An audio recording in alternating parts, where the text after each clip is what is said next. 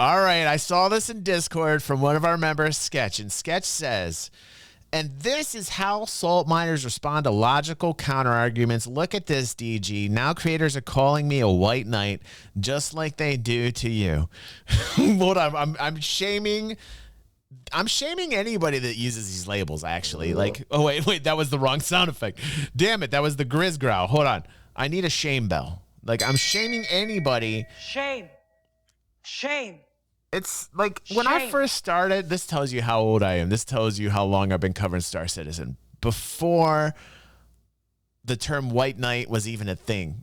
like in Star Citizen. Before naysayer was even a thing in Star Citizen. Those terms didn't even touch Star Citizen. That's how long I've been covering Star Citizen. And I don't think that people can really remember that far back. Like, that's the craziest thing. That's how long this has been of a journey. And I kind of like it. I'm chill. I'm patient. I know what it is that I'm asking for, right? It seems like there's people out there that are like really upset all the time, right? And these people are called salt miners, right? They're trying to get the clickety-clack. They're trying to monetize you. So, like, we see this spectrum, if you will. We see, like, this crazy, like, support to the point where, like, they're going to do anything and everything to defend Cloud Imperium. And then we've seen this, like, crazy side of things where everything's just meant to be, like, fear porn. You know, for lack of a better term, but like, I think that's what we're talking about with the salt miners. So you have these crazy two spectrums, right? And they're all the way on either side, right? And I just don't know why that there can't be like this like rational center, if you will, like the cream to a cake, gluing the pieces together. You know, like why did it get this bad, right? What happened, right? Well, when you see things that happen like this, what you have to say as a gamer is that whatever it is that you're following has that attention, that it has that gravitas, right? Where people care enough. And what is that really, DG? Like, what does that really amount to? All this white knight and this naysayer and all these sides and everybody that's fighting, right? What is it really saying about what it is that you're involved with? Well, probably that there's a lot of adoption. Probably that there's a lot of people involved in it. The volume of people. And so we see the volume of the white knights. We see the volume of the salt miners. We see the volumes increasing and increasing. And, you know, it gets maddening. But, like, in the middle of it all, what it really just works out to is more people. When you think that way, when you think rationally, and you start to look at it for the numbers' sake, you say, wow, DG been covering this for 10 plus years and never really saw it to this level before. In fact, he didn't even hear these terms when he first started covering it. And you have to say, okay, well, obviously, probably not a lot of people knew about it back then, right? And now it's exploded. And I don't think that's a bad thing.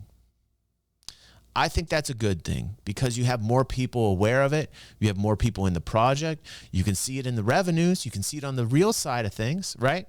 Anyway, let's get back to Sketch's comment here. So you got people calling Sketch a white knight, right? Just like they do to me. That's what Sketch is saying. Hey, they call you white knight. I've been called a naysayer, a white knight, a naysayer, a white knight, a naysayer, and a white knight.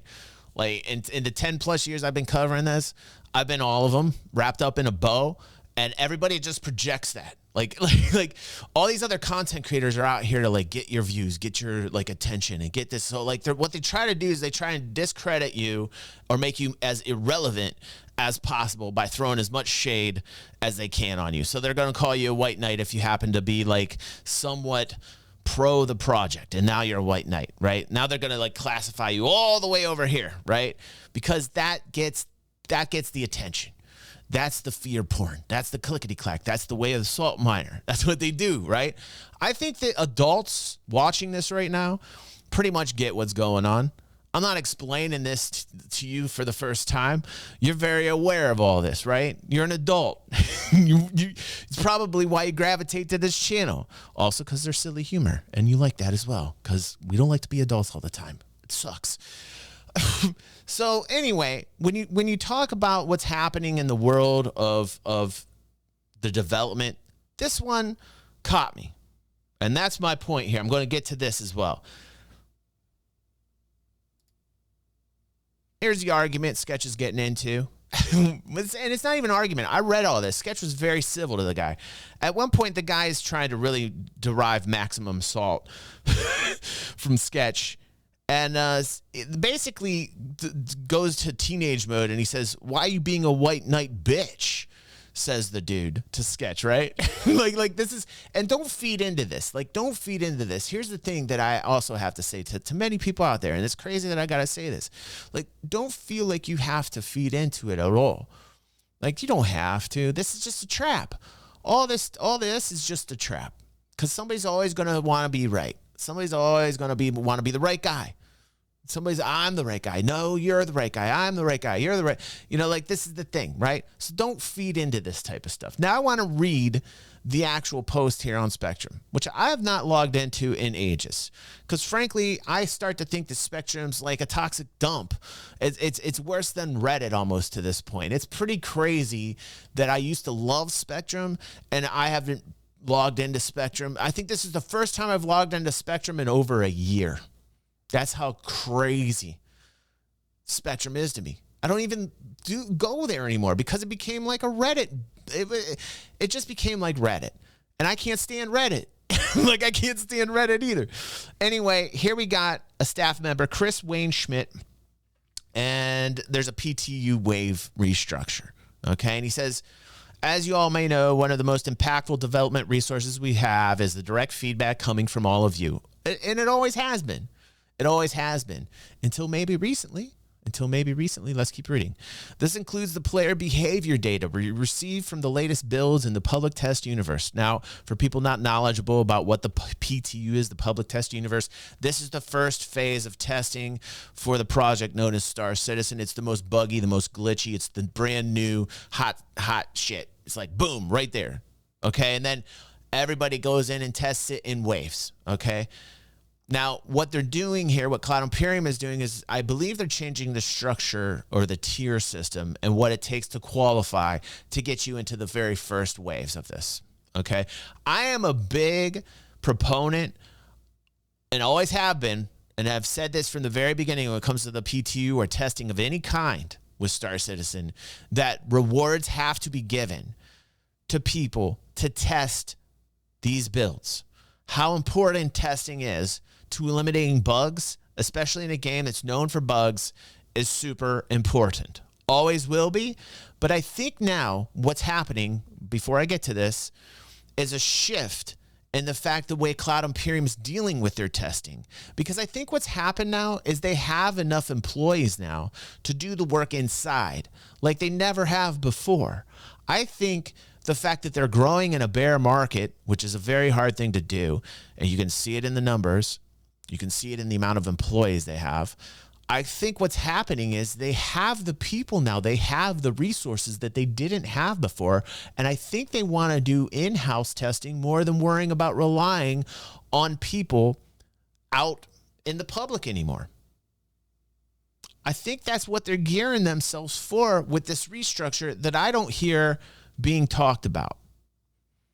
Okay? Just saying. Okay, whether it's pushing the servers to the limits under heavy load and luring bugs out of hiding to putting a new feature through its paces and focused test cases, you're an essential part of this process. I want to see the numbers of how many people go into these PTU builds. I'm a wave one guy, and I haven't gone into PTU in ages. I used to. I actually found it very fun. It was actually very fun. As buggy as a mess it was, but I had a good time with it. I haven't done it in a long, long time. What I'm curious is, what are the numbers? You know, before people start getting crazy into this, how many people in Cloud Imperium are testing?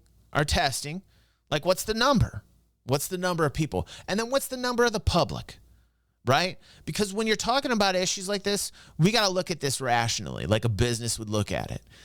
And they got to say, okay, how many employees can we dedicate to this? How many hours can we dedicate to this? And is it more effective than relying on the public now because we're bigger, right? They're a corporation. They're a company. They got to make corpo moves. Now they got to say we got a whole class of citizen over here that want this PTU. And what is that amount? What is the amount of people that are actually actively PTU testing? How many Evocati members are there that are active? We got to talk about that as well. So before everybody gets all upset about this, that's something that needs to be talked about that nobody wants to talk about. Because God forbid it sound like the real world and how the real world operates. All right. The PTU is a replica environment of all the necessary components that make our universe work. It is this environment where both community members and Cloud Imperium staff alike test as we hone in on a release candidate. Access to the PTU has historically been granted in waves to control the number of players in the environments based on testing needs.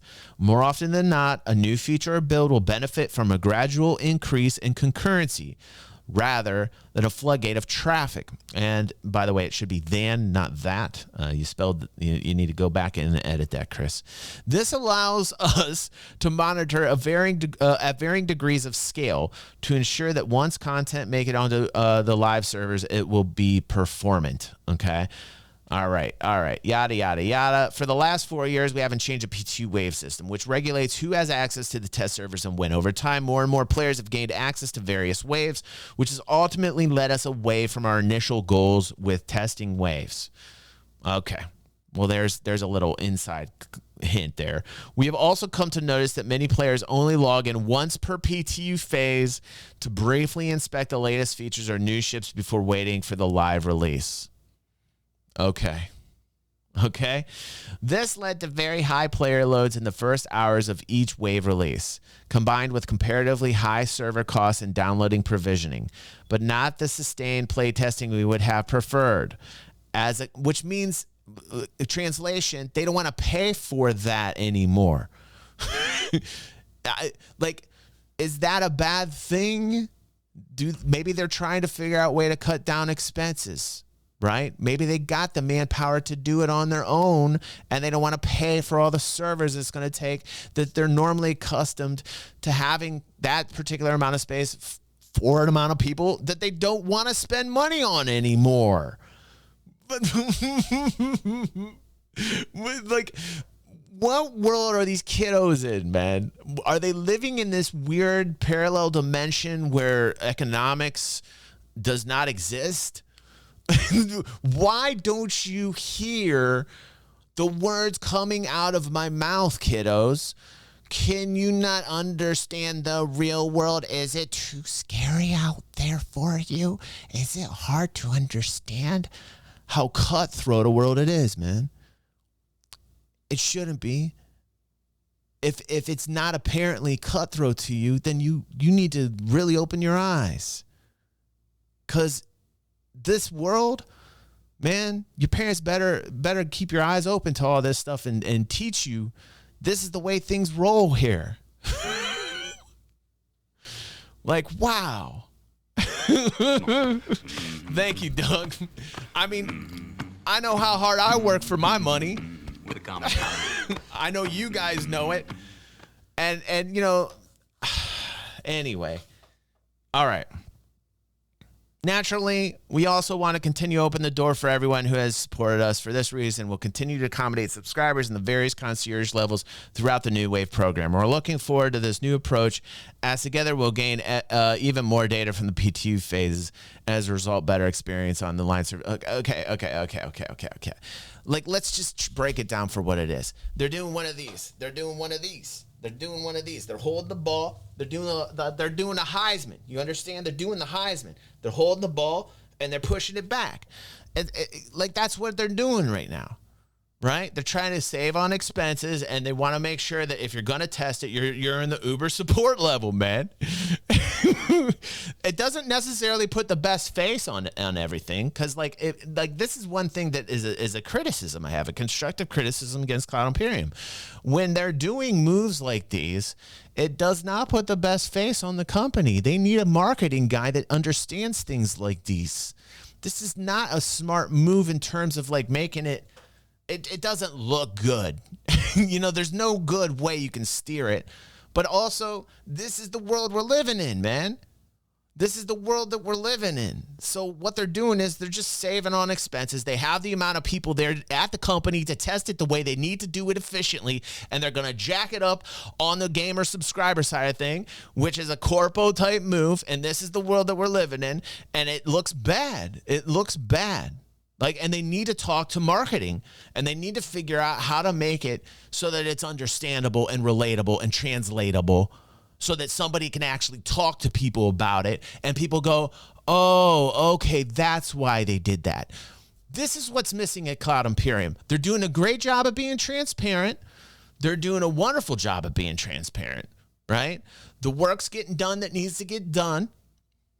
When it comes to these human relation type of communication things, they definitely need somebody.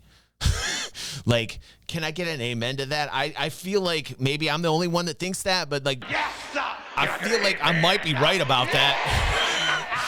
You know? But anyway, I want to see, and this is just my opinion, right? I'm sure there's a lot of people who are going to disagree with me.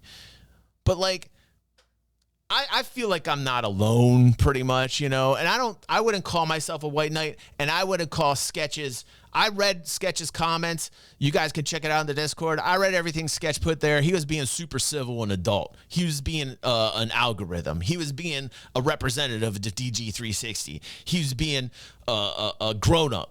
You know what I mean? So like, I was actually very happy to see Sketch keep it real and keep it adult. So let's get an amen for Sketch on that. Yes, Sketch, bless you, bro. Listen, you're being an adult, dude.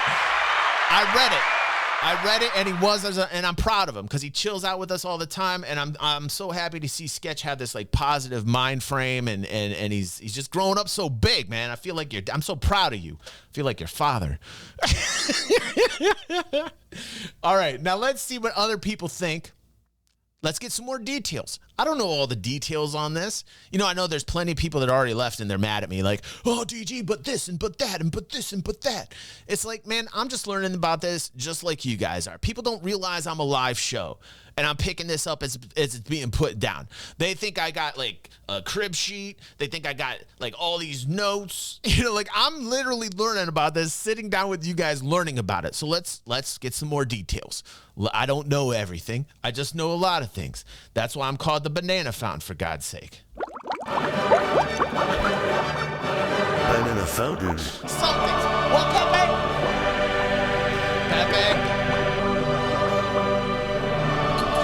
Pepe, don't you start with me today, Pepe.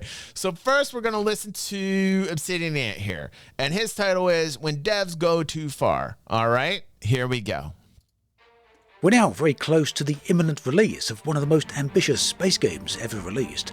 And meanwhile, whilst we wait for that, Star Citizen is facing a whole set of new troubles. Collectively, these problems may well be presenting the game with a perfect storm. And I think at this point that it's reasonable to suggest that the community sentiment for Star Citizen is now at an all-time low. That's pretty bad. So why do I want to talk about Star Citizen and all of these issues? Well, firstly, because, well, it's news, so I'd like to let you know what's going on. Secondly, I feel the topic as a whole is very pertinent in the games industry at the moment. Specifically, this year alone, there's been a whole bunch of really great gaming titles coming out, and this has been capped by the massive success and massive popularity of the exceptional Baldur's Gate 3. In short, there really is... I'm hearing so many good things about Baldur's Gate 3, by the way. I'm hearing so many good things. There's an irony here. Star Citizen began life in 2012, paving the way for a new method of making games. CIG wanted to push back against everything that was wrong with the games industry and produce a new exceptional title that could really highlight what gaming can be. The irony here then is that here in 2023, it's other studios such as Larian Studios which have gone out their way to do this and achieve this. Meanwhile, Star Citizen is looking to be pretty much everything that is wrong with the industry. So let's go through a high-level overview of some of these problems, and I'll link resources in the video description where you can find out more information about each of these issues if you so desire. Let's start then with the latest problem. The Public Test Universe, commonly known as the PTU, has been an integral part of Star Citizen's development journey. It's the realm where backers, those who financially supported the game, get an early glimpse into upcoming features, mechanics, and play a pivotal role in shaping the game's direction through their feedback and basically testing the game. It's a server where all new content is initially released before making its way to the broader public. Historically then, the PTU was open to a broad range of backers. Whether you were a day one supporter or a recent enthusiast, you had a chance of being invited into one of the PTU waves. It meant that you could explore the new content, share your insights, as well as test out the content and help with the game's development. However, CIG felt that the way that these waves were structured was not really enabling them to test the game at the best way they possibly can. In short, and also, what Obsidian's not saying here is that this is changing. This is dynamic as the project continues to grow. You know, the needs of what needs to happen with the PTU changes as the project continues to grow, as employees continue to add up, as goals change, right? It's something that's fluid. They felt that testing was a bit too front-loaded, too many people starting up front, and then petering out over time with less people there when they really needed it. With this in mind, CIG have set about creating a new wave system. This system categorises players into different waves, with each wave getting access to the PTU at different times. Aether. Similar to before, so what's the controversy? Well, it's the fact that the earliest waves, Wave 1 through to Wave 5, get first access in priority and order of how much money that a backer has spent on the game. Although, yeah, that is the worst look you could ever like splitting the wave system up in like a paid tier system is like one of the worst possible configurations I could ever imagine. It's a nightmare.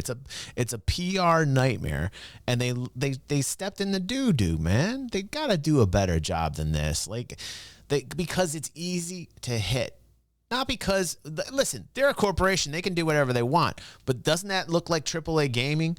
I mean, like, that looks like everything that they're fighting against. Like, Obsidian's putting this narrative together very well.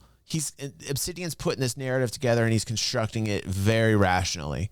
And it doesn't look good. So it's an easy target. It got picked by a missile. Boom, it's hit. Right? And that's what I'm trying to say. The Cloud Imperium should know better. At this point, as big as they are, they should figure out a way to make things smoother. They need somebody in their marketing team that can relate with the gamer. Like they're very transparent, but like there needs to be better communication between developers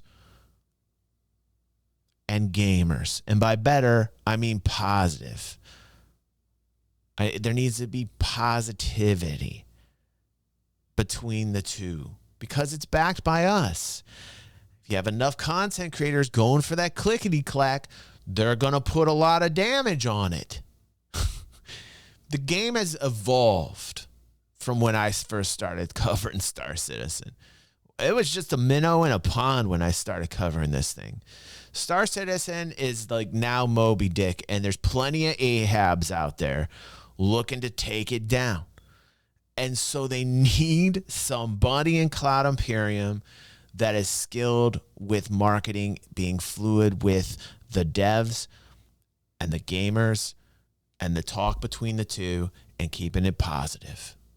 And doing things that aren't going to paint them as a target.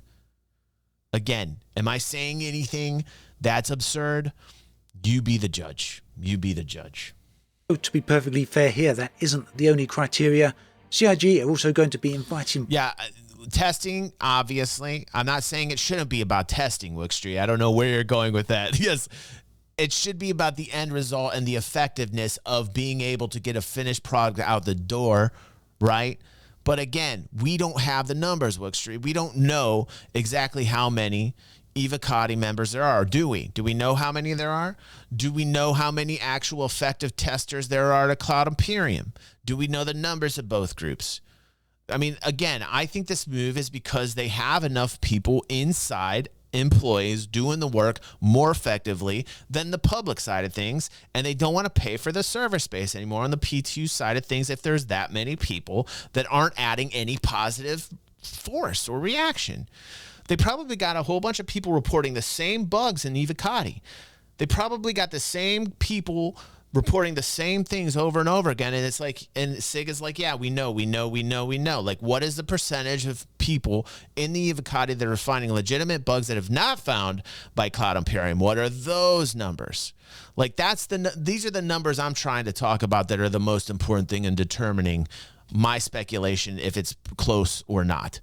I'm speculating here, right? But I do think that what Cloud Imperium is doing is just kind of, pushing it back, cutting the expense, keeping it more in-house. But it makes the most sense to me. Players based upon the amount of hours they have spent inside Star Citizen over the past 2 patch cycles. Now, this part makes a lot of sense. After all, why would you want players into the game who are only going to just appear there for a few minutes, maybe an hour, to test out the new content and then disappear? Instead, it makes far more sense to have the players in who have proven that they will invest time. How effective are the Evocati? Like Mad Style says, the public equals a bunch of doofuses, a bunch of looky-loos, and the PTU doing jack shit, not really reporting on anything that really is that important. Like, maybe that's what's going on. Like, how effective are gamers that are walking up to this, reporting bugs? How effective are they? And is it worth it? Obviously not. To me, again, I'm speculating, but I would say it's not worth it to Cloud Imperium to keep that up. So they're going to turn the books around and they're going to say, hey, if you really want to do this, you're going to have to pay. Now, that is some crazy shit. Like, that does not look good. That does not look good. It does not look good. But listen, people will pay it. And if people pay it, let them pay it. They want to do it. People are going to get upset about that. People are going to be like, why are you paying the PTU test? You're fucking crazy. Blah, blah, blah, blah. Listen, if somebody's going to part with that kind of money to do their own testing because that's what they want to do, who am I to stand in their way to do it? I think it's insane, but maybe they want to do it. I'm not going to be Mr. Judgy Judge telling people how to spend their money. You know what I mean? There's that side of it too. Willing to test and try things out. However, it seems that this fact has been overshadowed by the introduction of the monetary side of things as well. Not to mention that there's a lot of people out there who really do love Star Citizen and want to help out but don't actively spend too much time on it between patch cycles, and these people are out in the cold. So yeah, understandably, this has created a lot of controversy, both from people who are generally skeptical against the game to start with, but also from people who are long-time supporters. For example, those who gain access through Wave 1 will be the players who have spent $25,000 on the game so far. Additionally, in Wave 1 will be those subscribers to the game who donate and sub $10 per month to CIG. Now, of course, $10 a month is a lot different to a total of $25,000. But it's a very important point here. Many subscription-based games are not a whole lot more money than $10. So, are you really getting your money's worth? I guess that depends on how you feel about the game. Either way, it seems many people are letting their feelings be known. This shift... It doesn't look good. It just doesn't look good. I mean, this is after the armor set shit, where they're selling armor for $10, man, that you can get in-game. You know, like these are just forms of these are corpo moves, man. They're trying to find more ways to bring in more revenue, and it's really at the detriment of themselves and their image. The image is so important. You can't be tarnishing it. You got to be making smarter moves, you know? You got to just be making smarter moves. In structure, this shift in waves for the PTU has led to a surge of discontent within the community. Many feel that this new approach leans uncomfortably towards a pay-to-test model, where financial contribution trumps dedication and time spent supporting the game. And long-term backers, some of whom have been with Star Citizen pretty much since its inception, might not necessarily have spent vast sums of money, and these people quite understandably feel sidelined and undervalued. Another significant concern is the potential narrowing of feedback. Star Citizen's strength has always been in its diverse and passionate community, but by limiting the early stage testing to such a select group, there's a risk that the feedback becomes less varied, potentially missing out on different perspectives and experiences that could be crucial for the game's development. As we journeyed into 2023 back at the beginning of the year, it seemed that this year would have a few potential promises. One particular thing standing on the horizon, not known whether 2023 or a little later, was the Pyro star system. Announced roughly half a decade ago, the Pyro star system... Damon's got Chris Roberts like on a yacht drinking champagne and everything. I got all these images of Chris Roberts living this like lifestyle that he's probably not living at all. He's probably like sitting at home bored off his ass trying to figure out if he could get another episode of Peaky Blinders to watch. And Damon writes, Chris Roberts is flying from studio to studio instead of using Zoom, and they be trying to cut costs. Ha ha ha ha ha, says Damon. And I started picturing Chris Roberts doing all these gangster things, like when Damon said that. And I know he's not at all. You know? Right. Has become somewhat of a legend within the community. Year after year, I feel like he's too old to have fun anymore. That's the sad thing about Chris. Come on, Chris, go out and have fun, man. Yet, get on a yacht. As yacht. we approach the end of 2023, Pyro remains an elusive dream. This year, the vast universe of Star Citizen has felt, well, stagnant. I'm and surprised I'm he certainly not hasn't the only died one from a to heart say that. attack yet, Many Limitless. Star Citizen content creators have said the same in their videos, I mean, really? and it's a common theme throughout the forums and Reddit posts pretty much everywhere from the Star Citizen community. So despite the high hopes that were set by Chris Roberts and the high expectations, 2023 has not seen any large-scale content updates. Features like the separate replication layer, the resource system, bounty hunting version 2, as well as persistent hangars with freight elevators remain conspicuously absent. All of these were mentioned in the previous letter from the chairman by Chris Roberts as content that they would, plan for 2023. And it doesn't just end there.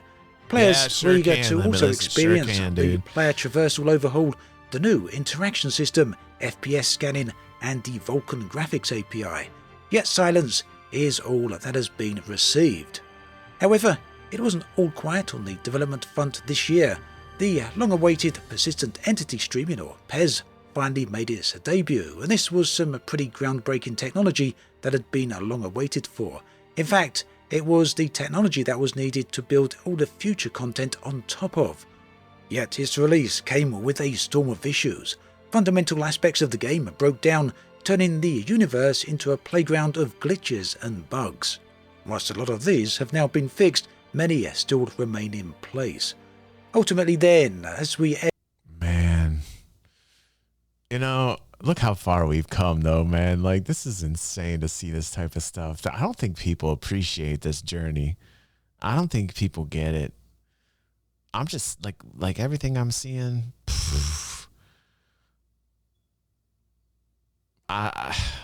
it's crazy, man. It's crazy. Edge in towards the end of 2023, players are still waiting for new adventures and new content. And one can't but wonder, when will the promises of yesteryear become the reality of today? The Banu Merchantman, a name that resonates deeply within the Star Citizen community. A ship of grandeur announced in 2013 as a part of the $27 million stretch goal. By 2014, it was up for a concept sale, capturing the imaginations of wallets and eager backers. Fast forward to 2019, and the original concept saw a rework, aligning with the new styles introduced by the Defender. 2021 brought hope. The Merchantman was revealed to be in production with a projected work schedule of 50 weeks. Later that year, CitizenCon 2951 provided more insights into its development. Yet by mid-2023, the winds had changed. The Merchantman was demoted to the development backlog, prioritizing other capital ships like the Polaris from Roberts Space Industries. The reasons: existing design kits for the RSI ships, cost effectiveness, and the departure of key personnel who had worked on the Merchantman. The Merchantman's unique design and the lack of Banu vehicles in the pipeline meant a restart of its development process, casting a shadow. Stunner's bringing up a nice point. He says, you know, that our Lord and Savior Obsidian's bringing up great points, but in my opinion, if CitizenCon is not a banger, says Stunner, this will just make things even worse community morale-wise. I agree, dude. The timing right now of CitizenCon being so close to all this negativity, I think this is one of the most important CitizenCons ever. Like in the history of CitizenCons, I think this one's up there, like to really knock it out of the park. We've had a couple where they were like, right? This one, if this one comes in line with our expectations, we're going to be disappointed. You see what I'm saying here? So this is really a difficult predicament for Cloud Imperium right now. Morale's never been lower. Obsidian's right. Even the adults in the room are starting to get upset. You know, that's never a good sign. And for me, particularly, I'm a super patient man. I have 2 kids. I'm a single dad. Dude, I had to be patient. I'm a patient dude, man. But here's the thing. I've had my moments. I've had my moments in this journey where I just, I'm like, what, right? I don't feel like I'm at that moment right now. I don't feel like there's a lot of people out there with the fear porn, man, and the clickety clacks, and they're really just like, ah. And as much as that is out there, and as bad as the morale is, like, I don't think this is that bad, honestly. I don't think that this, like, people are really understanding here where the project is going. I don't think there's a lot of people who even are old enough to remember the start of this, you know? There's so many new people to this. There's so many new people to Star Citizen right now that, like, the old Vanguard, the old vets, man, like us, the old folks, because we're older now. Like, I don't think there's a lot of those left because of the influx of people. There was just an influx of people. It's very much similar to the way that I talked about at the very beginning of this highlight. You just have a mad influx of adoption. I mean, Star Citizen is getting this mad rush. It's still getting it with all this negativity in the air, right? It's still getting it.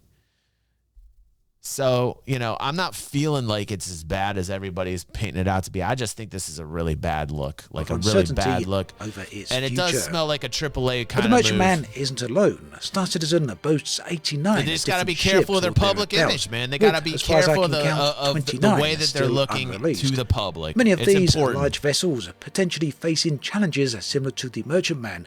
With only 1 ship released so far from this backlog in 2023, it's a cycle, man. This really does lead dude. to the question, just how long will backers have to wait for the rest of the ships? For many, the Banu Merchantman was more than just a ship.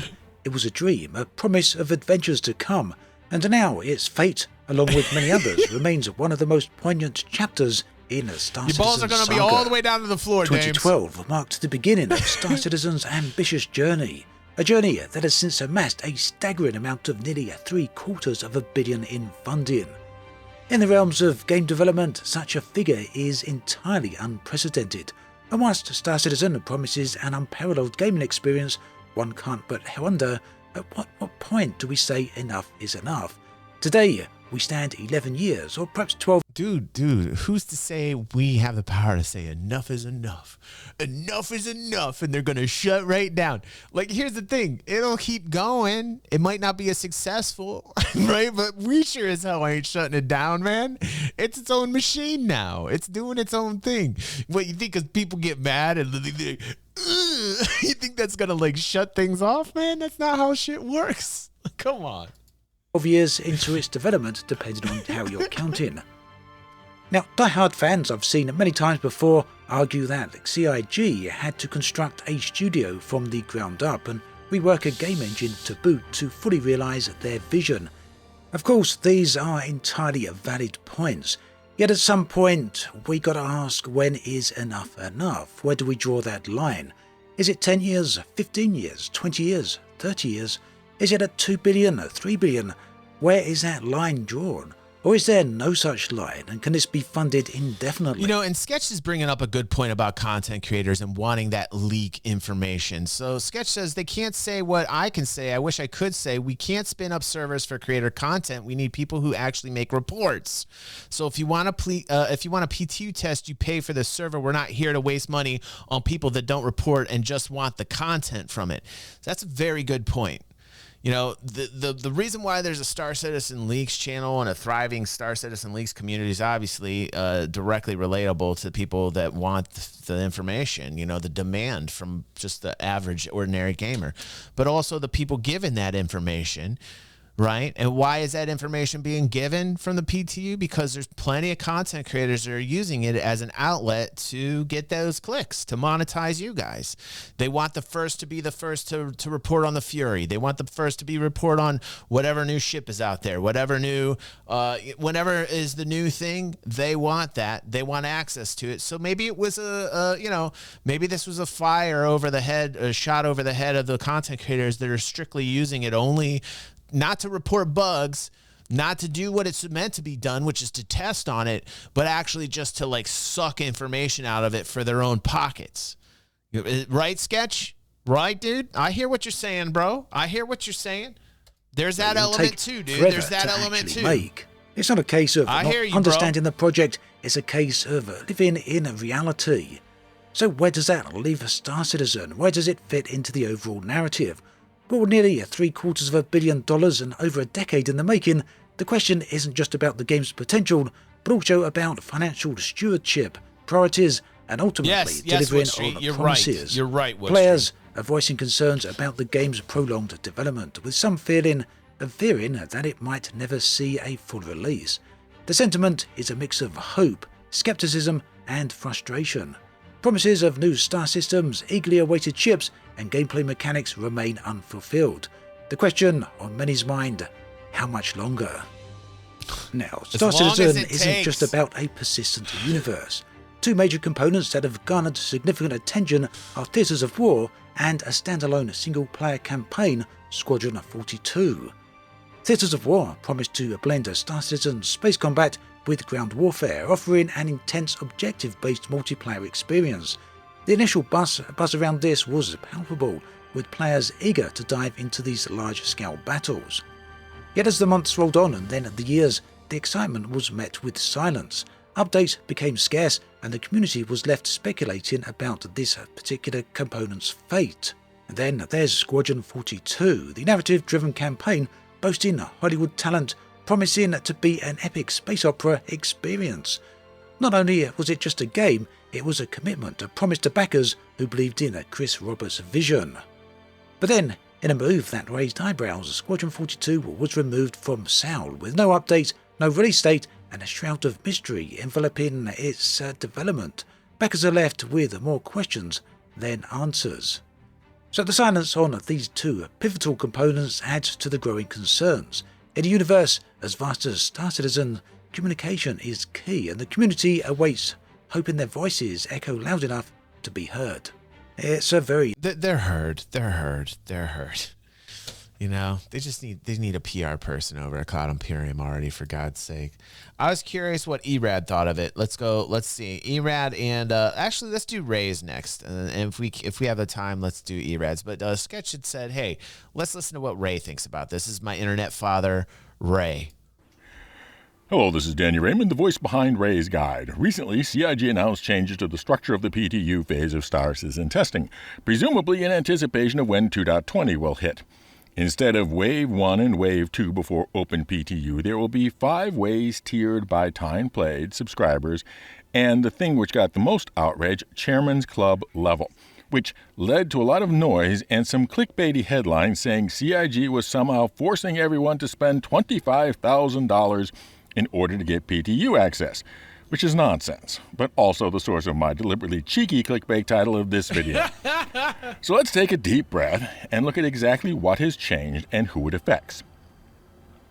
This chart compares the waves of PTU access up until and including 3.19 and what the 3.20 and beyond will be.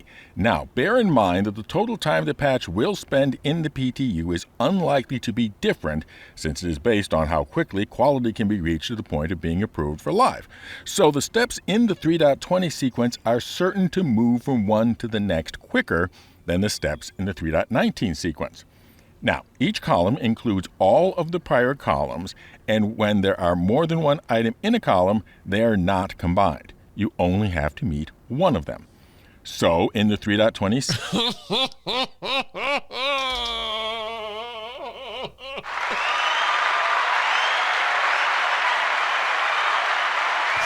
Wait a second, because I'm ending on this. Are you telling me that the clickety-clackers couldn't understand that?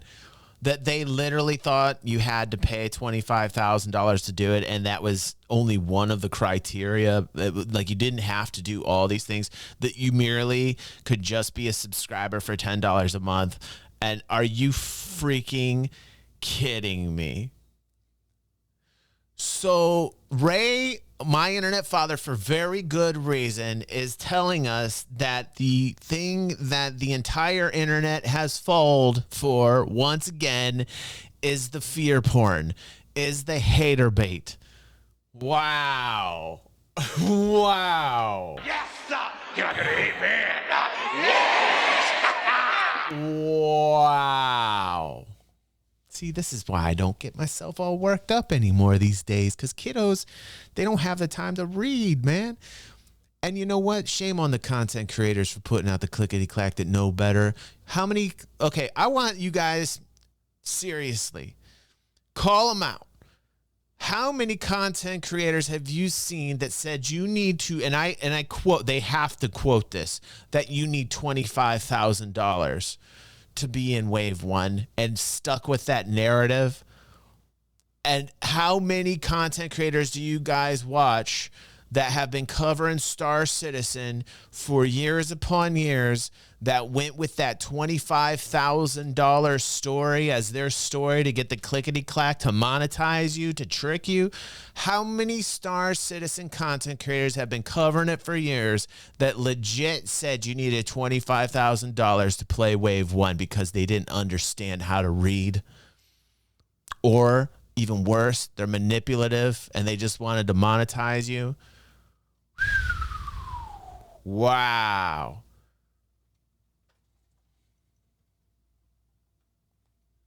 Wow.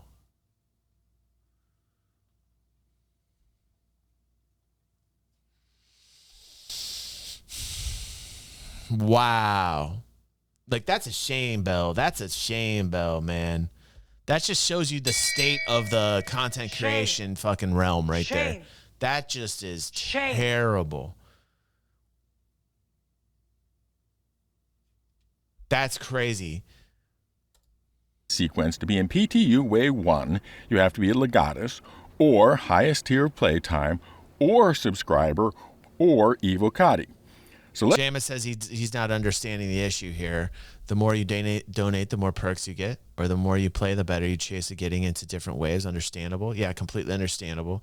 I just want to shame the creators that legit told their subscriber base, their followers, whatever platform they're on, and have been covering Star Citizen for multiple years. I just want to shame those Star Citizen content creators that said you need $25,000 to be in Wave 1 and ran with the ball on that one as the story. That's what I think's crazy. Let's look at the chart from the standpoint of who are winners in the change and who are losers. Now, bear in mind that being able to play a release of software way too buggy even to meet Star Citizen standards and guaranteed to be wiped is a strange definition of the word win. But if you had something before and don't have it now, that does create a sense of loss, even if the thing itself is of extremely dubious value. In fact, I can only think of one group of people who have a genuine need to be in Wave 1 and thus a true urgency if they have lost it. And that group is content creators. If you are creating content a week or more behind everybody else, then you are at a real handicap. Yes, sir. So, for example, I felt compelled to spend extra $30 for the I digital. always try to cover news that's 2 weeks old. That's my secret here on the channel. I'm in a fountain.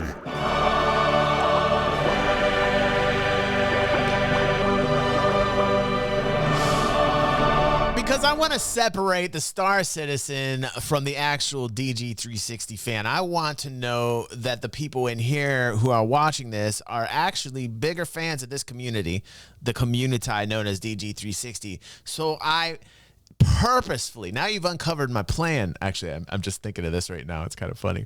My plan all along has been to cover 2-week-old news because you got to be really hungry for that DG360. You know, you need that DG. I'm breaking the cycle. I am an OG, you understand? I focus on news that already happened 2 weeks ago. And then I posted 2 weeks later. It's 4 weeks late. I'm in a fountain.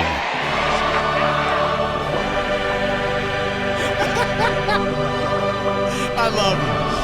And I love you. And I love you for being here because we're having a fun time tonight. Can I see some ones in chat if you're having some fun tonight? Listen, I got where this is going. I get what's happening here. I know I called every angle of this. I looked at it from a professional side, the business side. I looked at it from like a kiddo side of things, from an adult side of things. I looked at it from a gamer side of things. I looked at it from a developer side of things. I looked at it from a Star Citizen content creator side of things. Can I get an amen and more once? I looked at it so many different ways. I don't even know what direction I'm supposed to be looking at, Pepe. Where am I supposed to be looking at now? Pepe, which way? That way? That way? No, that way. That way over there? Shit, I was faced the wrong way.